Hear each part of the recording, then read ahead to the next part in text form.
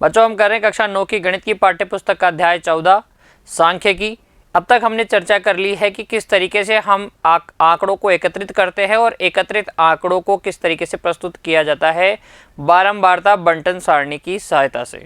उसी पर आधारित है प्रश्नावली 14.2, जिसके सभी सवाल अर्थात प्रश्न संख्या 1 से 9 तक आज हम हल करने वाले हैं। बच्चों कॉपी और पेन लेके तैयार कॉपी और पेन लेके तैयार रहिए। बच्चों देखिए प्रश्न संख्या 1, 8वीं कक्षा के 30 विद्यार्थियों का रक्त समूह ये है। तो 30 विद्यार्थी हैं, उनमें जो रोल नंबर वाइज मान लेते हैं या किसी भी तरीके से रेंडमली जो रक्त समूह दे रखा है वो इस तरीके से दे रखा है कि पहले विद्यार्थी का रक्त समूह ए है, फिर बी है, फिर ओ रक्त समूह वाला है, ओ रक्त समूह वाला, फिर ए बी रक्त समूह, फिर अगले विद्यार्थी का ओ रक्त समूह, और इस तरीके से क्या दे रखे हैं सभी विद्यार्थियों के, सभी 30 विद्यार्थियों के रक्त समूह आपको दिए गए हैं। फिर आपसे क्या कहा गया है, इन आंकड़ों को एक बारंबारता बंटन के रूप में प्रस्तुत कीजिए। अच्छा, इनको बारंबारता बंटन के रूप में प्रस्तुत करना है। बताइए कि इन विद्यार्थियों में कौन सा रक्त समूह अधिक सामान्य है और कौन सा रक्त समूह विरलतम रक्त समूह है। ठीक है, तो आपको पहले तो क्या करना है, ये जो आंकड़े दिए गए हैं विद्यार्थियों के रक्त समूह से संबंधित, उनका क्या करना है सारणीबद्ध करके बारंबारता बंटन सारणी में इसको दिखाना है। तो आपको पता है बारंबारता बंटन सारणी में हम क्या लिखते हैं, चर लिखते हैं, फिर मिलान चिन्ह लिखते हैं। क्या लिखते हैं, मिलान चिन्ह लिखते हैं, और मिलान चिन्ह के बाद में हम उसका क्या लिखते हैं बारंबारता। क्या लिखते हैं बारंबारता। चर को हम कहते हैं xi और बारंबारता को हम कहते हैं fi, और इस तरीके की हम सारणी बना देते हैं। अच्छा, चर किसको बोलेंगे, जिसका कि अध्ययन किया जा रहा है। जिस राशि का अध्ययन किया जाता है उसे हम चर कहते हैं। यहाँ हम किसका अध्ययन कर रहे हैं, रक्त समूह का। तो यहाँ चर की जगह आप लिख सकते हैं रक्त समूह है।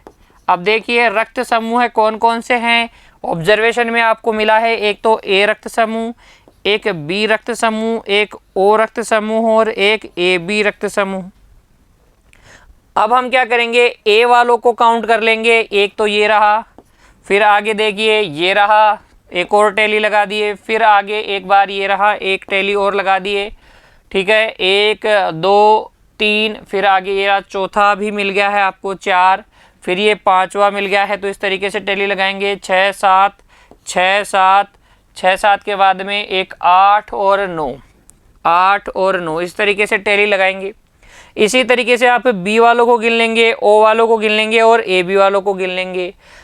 गिनने के बाद आप क्या लगा देंगे, यहाँ बारंबारताएं, टैली को देखकर आप बारंबारताएं लिख देंगे। ठीक है, तो जब आप इस तरीके की टेबल तैयार कर लेंगे बच्चों, तो आपको कुछ इस तरीके की टेबल मिलने वाली है। ए वाले आपको मिलेंगे, क्रम संख्या आप लिखे न लिखे कोई दिक्कत नहीं है, रक्त समूह यानी कि चर, फिर मिलान चिन्ह और फिर बारंबारता, ये जरूर बना दे बारंबारता बंटन सारणी में। ए वाले 9 मिलेंगे आपको, बी वाले 6 मिलेंगे, ओ ब्लड ग्रुप वाले 12 लोग मिलेंगे, ए बी ब्लड ग्रुप वाले लोग मिलेंगे। तो बताओ सबसे सामान्य रूप से सबसे ज़्यादा कौन सा ब्लड ग्रुप मिल रहा है, सबसे ज़्यादा इस कक्षा 8 के विद्यार्थी ओ ब्लड ग्रुप वाले हैं, जैसा कि आप सारणी में देख रहे हैं। तो ये सबसे सामान्य रक्त समूह हो गया इस कक्षा के लिए। वैसे ओ वाले बहुत कम मिलते हैं प्यारे विद्यार्थियों, जनरली देखा जाए तो। यहाँ ए बी देखो सबसे कम आ रहा है, ए बी सबसे कम आ रहा है, तो ये विरलतम रक्त समूह हो गया। विरलतम रक्त समूह कौन सा हो गया, ए बी हो गया। तो जो सवाल आपसे पूछे गए थे सारणी बनाइए, इस तरीके का सारणी बना दीजिएगा। सबसे अधिक कॉमन कौन सा है, ओ सबसे कॉमन है क्योंकि सबसे ज़्यादा बच्चों का यही है। विरलतम यानी कि सबसे डिफ़िकल्ट जो है वो बच्चे कौन से हैं, ए बी रक्त समूह वाले। बहुत कम बच्चों का ए बी रक्त समूह है, 3 ही का है 30 में से, इसलिए ये विरलतम रक्त समूह हो जाएगा। समझ में आ गया पहला प्रश्न आपको किस प्रकार से करना था।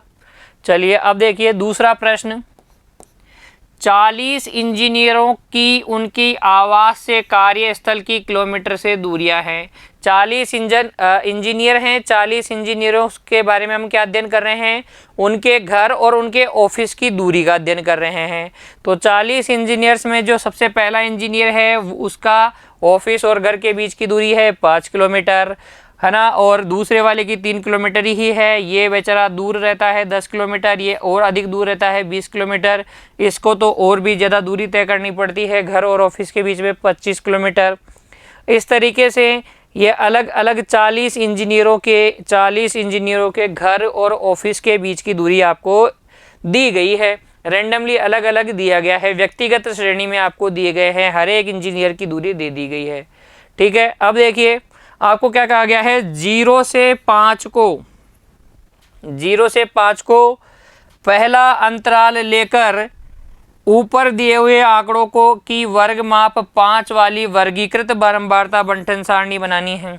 तो मैंने कहा था जब आंकड़े आपके पास बहुत सारे होते हैं तब आपको कौन सी सारणी बनाने के लिए कहा जाएगा, वर्गीकृत बारंबारता बंटन सारणी। अगर आपसे कहा नहीं जाए कि वर्ग माप क्या लीजिए और वर्ग अंतराल कौन सा लीजिए, तब तो आप अपनी इच्छा से ले सकते हैं, लेकिन यहाँ कहा गया है कि 0 से 5, तो पहला अंतराल आपको 0 से 5 लेना है और वर्ग माप 5 की लेके चलनी है। तो फिर अगला 5 से क्या हो जाएगा, 10 हो जाएगा, फिर 10 से 15 किलोमीटर वाला हो जाएगा, 15 से 20 किलोमीटर वाला हो जाएगा, 20 से 25 किलोमीटर, 25 से 30 किलोमीटर वाला, 30 से 35 किलोमीटर। 35 से ज़्यादा भी कोई किलोमीटर दूरी पर रह रहा है क्या, 30 से ज़्यादा वाला तो मैंने अभी देखा था, ये रहा देखो 30 से ज़्यादा वाला 31 है ना, तो 31 तो है, मैक्सिमम 31 ही है। अच्छा 31 से ज़्यादा नहीं है, तो 30 से 35 तक, यहीं तक आपको वर्ग अंतराल बनाने हैं। इनको हम बोलते हैं निम्न सीमाएं, इनको हम क्या बोलते हैं प्यारे बच्चों, उच्च सीमाएं। और इनका जो अंतर होता है उसको बोलते हैं वर्ग माप, क्या बोलते हैं, वर्ग अंतराल की माप या वर्ग माप। तो आपसे कहा गया है कि 0 से 5 को लेकर वर्ग, प्रथम अंतराल 0 से 5 लीजिए और उसके बाद में 5 वर्ग माप वाली क्या करनी है, वर्गीकृत बारंबारता बंटन सारणी आपको बनानी है। अब ध्यान दीजिएगा, आपको कहा गया है जिसमें 5 सम्मिलित नहीं है, तो ये तो हम जानते हैं कि परंपरागत रूप से हम उच्च सीमा को कभी भी अंतराल में इंक्लूड नहीं करते। तो 5 को हम किस में लेते हैं, 5 से 10 वाले में लेंगे, 5 से 10 वाले अंतराल में गिनेंगे 5 किलोमीटर दूरी को, 0 से 5 वाले में नहीं गिनेंगे। परंपरागत रूप से, यानी कि यही ट्रेडिशन है वर्ग अंतराल में, सबका रिजल्ट एक जैसा है, इसलिए हमने ऐसा डिसाइड किया है कि वर्ग अंतराल की उच्च सीमा में कभी भी उच्च सीमा को वर्ग अंतराल के अंतर्गत नहीं गिना जाएगा। इस सारणीबद्ध निरूपण से आपको कौन कौन से मुख्य लक्षण देखने को मिलते हैं। अच्छा, जब हम सारणी बना लेंगे तो कौन कौन से मुख्य लक्षण देखने को मिलेंगे। अब देखिए, आप इधर तो क्या लिखेंगे, जब आपको बारंबारता बंटन कैसा बनाना हो, वर्गीकृत बारंबारता बंटन बनाना होता है, तो एक तरफ तो आप क्या लिखते हैं प्यारे बच्चों, आप लिखते हैं वर्ग या वर्ग अंतराल, फिर आप लिखते हैं मिलान चिन्ह, क्या लिखते हैं, मिलान चिन्ह, और उसके बाद में आप क्या लिखेंगे, उसके बाद में आप लिखेंगे बारंबारता, क्या लिखेंगे, बारंबारता। ठीक है, तो वर्ग अंतराल तो CI हो गया, क्लास इंटरवल, और ये हो गया FI। वर्ग अंतराल कौन से बनाने हैं, पहला 0 से 5 और 5 की माप लेके बनाना है, तो 5 से 10, 10 से 15। ठीक है, कंटिन्यूस वाला बना सकते हैं आप, या फिर डिसकंटिन्यूस वाला भी बना सकते हैं, 0 से 5, 6 से 10 भी बना सकते हैं, क्योंकि आप 5.5 वाला तो दिया नहीं गया है, तो आप कंटिन्यूस बना लीजिएगा, डिसकंटिन्यूस भी बना सकते हैं। 0 से 5 किलोमीटर वाले में 5 को शामिल नहीं करेंगे, तो ये नहीं गिनेंगे, ये गिनेंगे 1, फिर ये भी नहीं गिनेंगे, ये कोई सा ये गिनेंगे। 0 से 5 में ये भी आएगा, 5 नहीं आएगा, ये आएगा, कितने हो गए, 4, 5, 5। ठीक है ना, तो 1, 2, 3, 4, 5 और यहाँ 5, इस तरीके से आप कैलकुलेट कर लीजिएगा। तो आपको इस तरीके की सारणी देखने को मिल जाएगी। 0 से 5 किलोमीटर वाले 5 इंजीनियर आपको मिलेंगे, 5 से 10 वाले 11 मिलेंगे, 10 से 15 वाले 11 मिलेंगे, 15 से 20 वाले 9 मिलेंगे, 20 से 25 वाले 1 मिलेंगे, 25 से 30 वाला भी आपको 1 मिलेगा, और 30 से 35 वाला भी 2 मिलेंगे। कहाँ है 30 से 35, 2 कहाँ है, मुझे तो 1 ही दिख रहा है, 1 ये रहा। 32 भी है प्यारे बच्चों। तो ये दो आपको क्या मिलेंगे, 30 से 35 किलोमीटर दूरी वाले मिलेंगे। बारंबारताओं का योगफल 40 आएगा, क्योंकि कुल इंजीनियर कितने हैं, 40 हैं। अच्छा, आपसे अगला सवाल ये पूछा गया था, कौन से मुख्य लक्षण देखने को मिलते हैं। तो देखिए, सबसे ज़्यादा वाला ऑब्जर्वेशन देखिए, ये वाला, ये दो वाले सबसे ज़्यादा हैं। इन दो की बारंबारताएं सबसे ज़्यादा हैं। तो अधिकतर इंजीनियर क्या पसंद कर रहे हैं, अधिकतर इंजीनियर पसंद कर रहे हैं ऑफिस के पास रहना। इनको देखिए, 15 किलोमीटर के अंदर अंदर ही 40 में से 10 और 10 20 और 6 7 27, 40 में से 27 इंजीनियर ऐसे हैं जो 15 किलोमीटर के अंदर अंदर एरिया में ही अपना ऑफिस बनाया है, या फिर ऑफिस के 15 किलोमीटर अंदर अंदर ही अपना घर बनाया है। और बहुत कम ऐसे इंजीनियर हैं जो घर से दूर रहना, ऑफिस से दूर रहना पसंद कर रहे हैं। तो ये मुख्य लक्षण आप देख सकते हैं। ज़्यादातर इंजीनियर क्या चाह रहे हैं, तो आप लिख देंगे कि अधिकतर इंजीनियर क्या हैं, घर के ऑफिस के पास ही घर बनाना पसंद करते हैं, और बहुत कम इंजीनियर घर से दूर ऑफिस रखना चाहते हैं। तो इस तरीके का आप निकालेंगे। उपयुक्त सारणी के आधार पर आप देख सकते हैं कि 40 में से 36, 5 + 11 + 11 + 9 इंजीनियर, कुल इंजीनियरों का 90% कार्यस्थल से 20 किलोमीटर की दूरी पर ही कार्य कर रहे हैं, 20 किलोमीटर की दूरी पर कार्य कर रहे हैं। ऐसा हम ऑब्जर्वेशन निकाल सकते हैं उससे। अगला देखिए, प्रश्न संख्या 3, 30 दिन वाले महीने में एक नगर की सापेक्ष आर्द्रता यह रही। तो हम किसका अध्ययन कर रहे हैं, 30 दिन यानी एक महीने की सापेक्ष आर्द्रता का हम क्या कर रहे हैं, अध्ययन कर रहे हैं। तो पहले दिन आर्द्रता रही 98.1%। पहले दिन नगर की आर्द्रता कितनी थी, सापेक्ष आर्द्रता 98.1, अगले दिन 98.6, अगले दिन 99.2, फिर 90.3, और इस तरीके से आप सारणी में देख सकते हैं। ये क्या है, सापेक्ष आर्द्रताएं दी गई हैं किसी नगर की। तो यहाँ हम अध्ययन कर रहे हैं सापेक्ष आर्द्रताओं का। कितने दिन की सापेक्ष आर्द्रताओं का, 30 दिन वाले महीने में, ठीक है ना। तो 30 दिनों की आर्द्रताएं आपको दी गई है। आपसे पूछा है कि वर्ग 84 से 86 और 86 से 88, 88 से 90, 90 से 92, 92 से 94, 94 से 96, 96 से 98, 98 से 100, ऐसे वर्ग बनाकर आपको वर्गीकृत बारंबारता सारणी बनानी है। तो आप एक तरफ तो लिख देंगे वर्ग, एक तरफ आप लिख देंगे मिलान चिन्ह, और एक तरफ आप क्या लिख देंगे बच्चों, बारंबारता। तो ये हो जाएगी वर्गीकृत बारंबारता, बंटन सारणी बारंबारता, ठीक है। वर्ग कैसे लेने हैं आपको निर्देशित किया गया है कि वर्ग आप लो। सबसे कम कौन सा है देख लीजिएगा, इसने बोला है 84 से 86, तो 84 वाला तो दिख रहा है। 84 से कम वाला भी कुछ है क्या, कम वाला कहीं नहीं है। तो 84 से लेकर 86, और 86 से लेकर 88, फिर 88 से लेकर 90, 90 से लेकर 92, इस तरीके से बनाएंगे। और आपको पता ही है ना कि 84 तो इस वर्ग अंतराल में शामिल होगा, लेकिन 86 शामिल नहीं होगा। उच्च सीमा को हम वर्ग अंतराल में शामिल नहीं करते हैं। अब देखिए, पहले में 84 से अधिक और 86 से कम वाला है। 84 वाला इधर इधर इधर इधर टेली बनाते जाइए। 84 वाले इसमें भी नहीं है, इस लाइन में एक है 84.9, 86 से कम, और एक ही मुझे नज़र आ रहा है, तो एक, और इधर बारंबारता में एक। इसी तरीके से अगले वर्ग अंतराल के लिए कैलकुलेट कीजिए, देखिए कि किसी वर्ग में कितने आंकड़े आपको मिल रहे हैं। टेली लगाते जाइए, मिलान चिन्ह लगाते जाइए, और फिर बारंबारताएं गिन के लिख दीजिएगा। तो 84 से 86 वाला एक, 86 से 88 वाला एक, 88 से 90 वाले दो, 90 से 92 के बीच में आर्द्रता प्रतिशत कितना है, 2 दिनों का है। 92 से 94 के बिटवीन आर्द्रता प्रतिशत कितने दिनों का है, 7 दिनों का है, और इस तरीके से, ठीक है।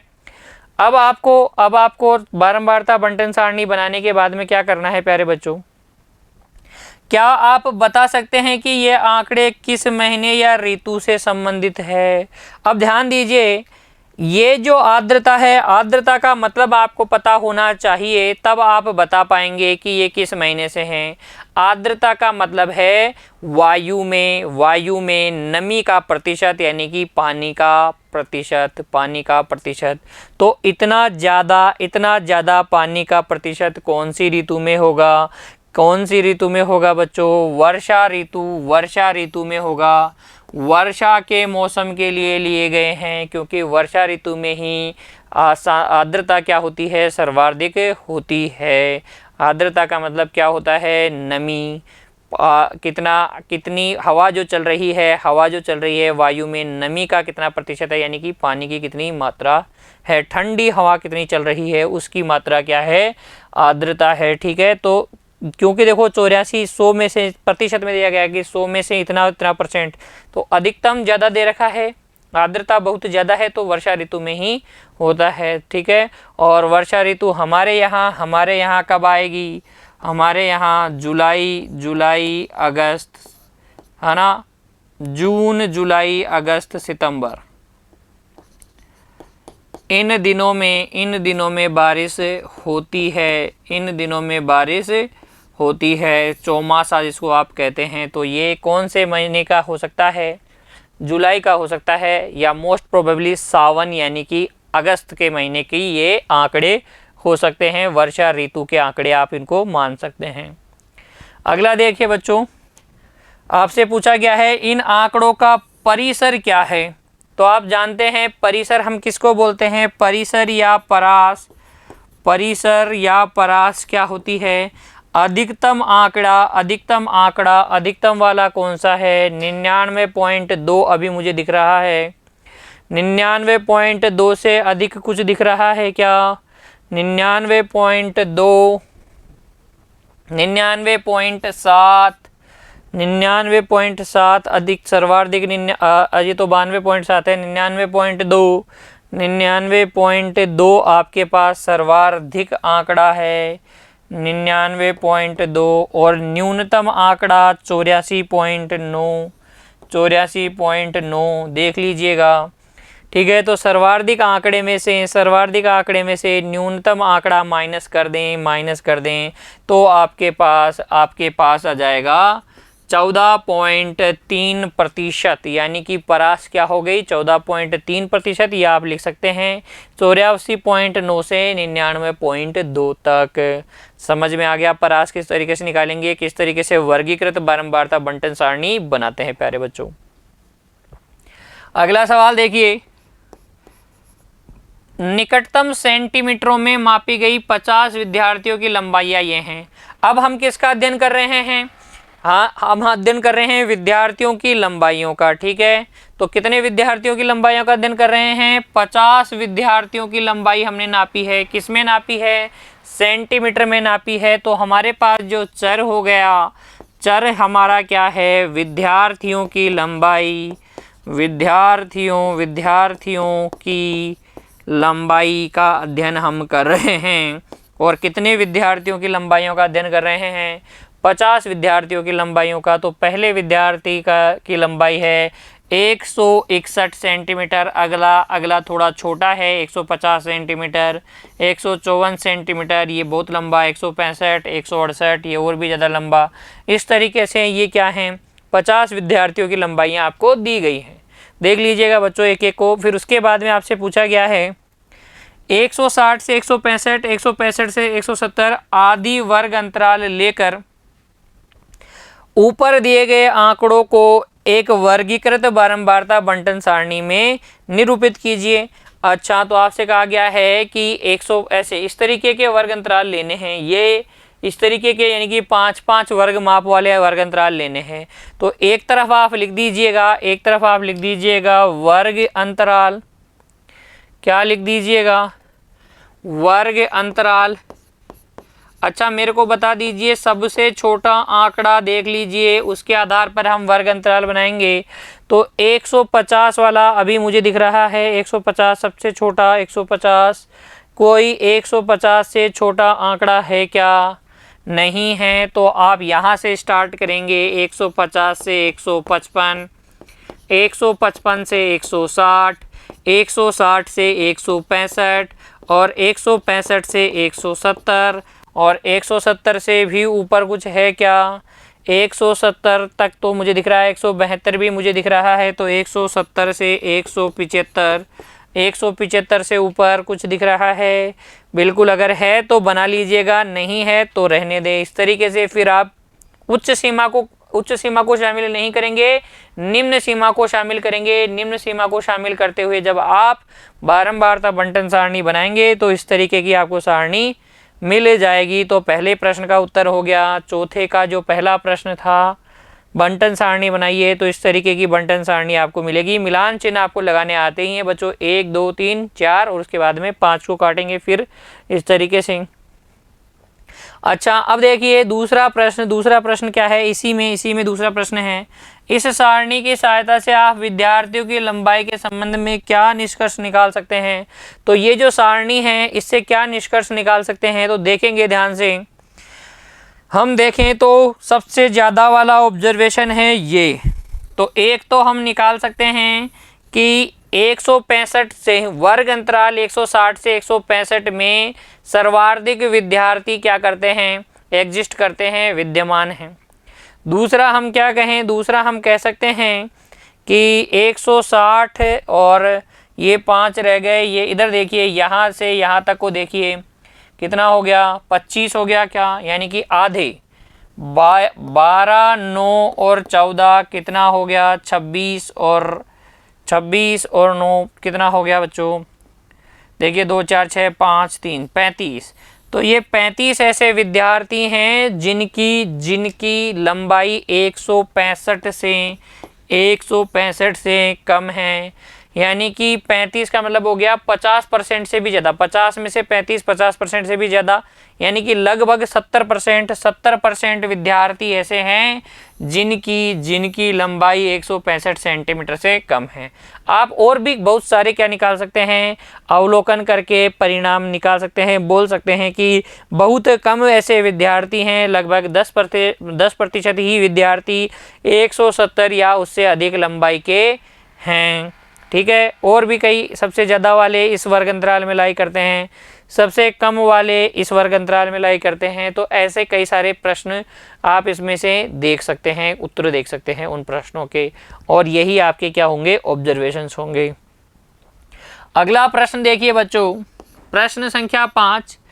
एक नगर में वायु में सल्फर डाइऑक्साइड SO2 के सांद्रण भाग प्रतिशत प्रति मिलियन 1 मिलियन भाग में सल्फर डाइऑक्साइड का कितनी सांद्रता है, उसकी मात्रा की ppm में ज्ञात करते हैं। आपको पता है प्रदूषकों की मात्रा ppm में ज्ञात करने के लिए एक अध्ययन किया गया।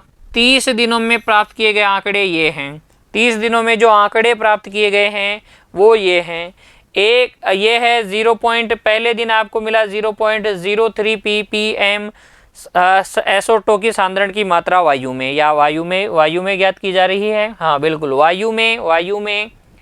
वायु के 1 मिलियन पार्ट्स में, 1 मिलियन भाग में SO2 की कितनी सांद्रता है? 0.03। फिर अगले दिन आपने चेक किया तो 0.08, फिर अगले दिन चेक किया तो 0.08 ही थी। अगले दिन फिर सांद्रण में मात्रा बढ़ गई है SO2 की 0.09। फिर अगले दिन चेक किया तो सांद्रण की मात्रा क्या आई? कम आई, 0.04। इस तरीके से आपने 30 दिनों के लिए क्या किया है? वायु में SO2 का सांद्रण के भाग की मात्रा ज्ञात की है। फिर आपको क्या करना है? 0.00 से 0.04, 0.04 से 0.08 आदि को वर्ग अंतराल लेकर इन आंकड़ों के लिए एक वर्गीकृत बारंबारता बंटन सारणी बनानी है। वर्ग अंतराल लिख लीजिएगा और दिया गया है आपको, जो इसी तरीके के वर्ग अंतराल बनाइएगा, फिर मिलान चिन्ह और फिर बारंबारता, और इस तरीके की सारणी आप बना लेंगे। इस तरीके की सारणी बना लेंगे तो 0.00 से 0.04 ppm वाले कितने दिन होंगे? 4 दिन होंगे। 0.04 से 0.08 वाले कितने होंगे, 9 होंगे। इसी तरीके से अलग अलग वर्ग अंतरालों का आप देख लीजिए। 30 दिनों का बारंबारताओं का योग 30 आएगा, क्योंकि 30 इन सब का योग 30 आएगा, क्योंकि 30 दिनों के हमने क्या किए हैं, ऑब्जर्वेशन लिए हैं। तो ये सारे ऑब्जर्वेशन 30 ही होने चाहिए। अच्छा, अगला सवाल देखिए, इसी के अंतर्गत आपसे पूछा गया है SO2 सल्फर डाइऑक्साइड की सांद्रता कितने दिन 0.11 भाग प्रति मिलियन से अधिक रही। तो 0.11 कौन से वर्ग अंतराल में है, 11 ppm कौन से अंतराल में है, 0.11 क्या इस अंतराल में गिना जाएगा क्या, 0.08 से 0.12 के बीच में आता है 0.11, तो इस अंतराल में लाई करता है। कितने दिन रही, 9 दिन रही बच्चों। कितने दिन रहेगी, 9 दिन रहेगी। तो उत्तर आ जाएगा 9 दिन बच्चों, 8 दिन नहीं 9 दिन आएगा। क्योंकि देखो 0.01 इस अंतराल में आ रहा है और इस अंतराल में कितने हैं, 9 हैं।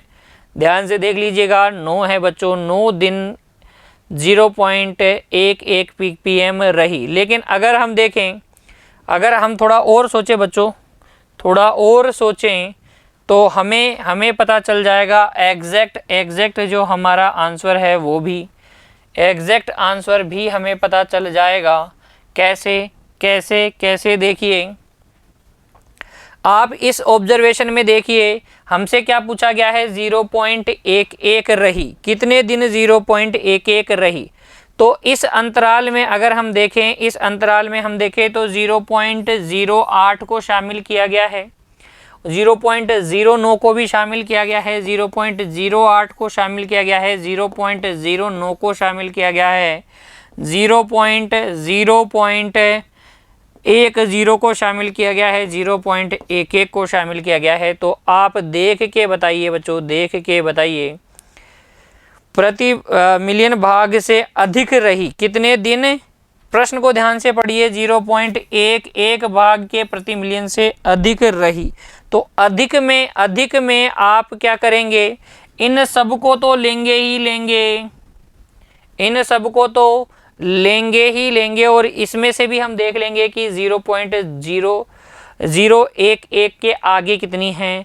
तो 0.011 के आगे इस अंतराल में है ये, और इसके आगे वाले अंतराल के लिए पूछा गया है आपको कि इससे अधिक कितने दिन रही। तो अधिक तो बच्चों 2 और 4 6 और 2 8 दिन ही रही है। तो ये आंसर बिल्कुल सही है, सही लिखा गया है। कैसे देखेंगे, 0.011 से या तो आप जो आपको ऑब्जर्वेशन दिए गए हैं उनमें काउंट कर लें, या फिर आप टेबल से देख के लिख दें कि हाँ इस अंतराल के आगे वालों में ही अधिक रही होगी, और उनकी बारंबारताएं कितनी हैं, 8 है, इसलिए 8 दिन अधिक रही। चलिए अगला प्रश्न देखिए बच्चों, प्रश्न संख्या 6। 3 सिक्कों को एक साथ 30 बार उछाला गया, प्रत्येक बार चित आने की संख्या निम्न है। ठीक है, प्रत्येक बार चित यानी कि हेड और टेल सिक्के को उछाला, पहली बार उछाला चित नहीं आया। कितनी बार उछाला गया है, 3 सिक्कों को एक साथ उछाला गया है। तो 3 सिक्कों को जब हम एक साथ उछालते हैं ना बच्चों, तो देखिए 3 सिक्कों को जब आप एक साथ उछालते हैं तो हो सकता है कि 3 बार हेड आ जाए। अगर मैं हेड की बात करूं, तीनों पे ही हेड आ जाए, या तीनों में से पहले 2 पर हेड आ जाए और फिर टेल आ जाए, या हो सकता है, या ऐसा भी हो सकता है हेड टेल आए, या एक भी हेड नहीं आए, सब पे टेल ही आ जाए, या ऐसा हो सकता है कि 2 पे टेल आ जाए और फिर एक हेड आए, या ऐसा हो सकता है कि 1 पे टेल और बाद के 2 पर हेड आए, या आप देख सकते हैं कि क्या आ सकता है, हेड और टेल हेड टेल। ये मेरी बात समझ पा रहे हो क्या आप, कि भाई हमने 3 सिक्के उछाले हैं, तो हो सकता है, ऐसा भी हो सकता है कि तीनों सिक्कों पर ही हेड नहीं आए। इसका मतलब 0 हेड आ सकता है, 1 हेड आ सकता है, 2 हेड आ सकते हैं, या 3 हेड आ सकते हैं। तो जब हमने 3 सिक्कों को पहली बार उछाला तो एक भी हेड हमें नहीं मिला। दूसरी बार उछाला तीनों को, उन्हीं तीनों सिक्कों को दूसरी बार उछाला तो एक हेड मिला। इसी तरीके से तीसरी बार में 2 हेड मिले, 2 हेड मिले। ठीक है, तो आपके पास क्या क्या परिणाम आ सकते थे? कोई भी हेड नहीं, 1 हेड, 2 हेड, 3 हेड और 4 हेड तो आ ही नहीं सकते। तो ये है चितों की संख्या, हेड की संख्या। हम किसको नोट कर रहे हैं? हेड की संख्या।